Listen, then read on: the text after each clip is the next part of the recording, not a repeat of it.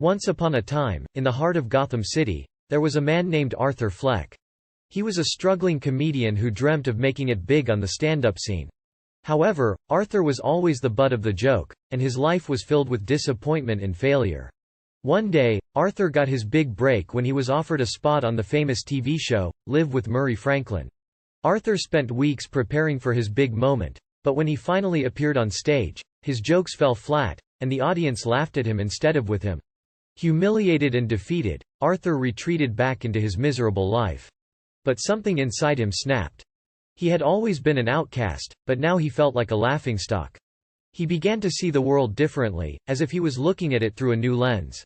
Arthur's transformation was gradual at first, but it wasn't long before he had become a completely different person.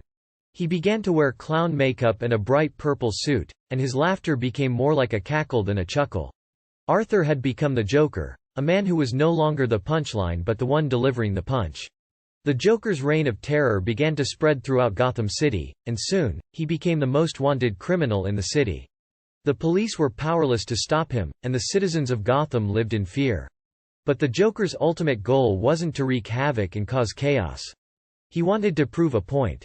He wanted to show the world that they were all just like him, that they were all just one bad day away from becoming a monster.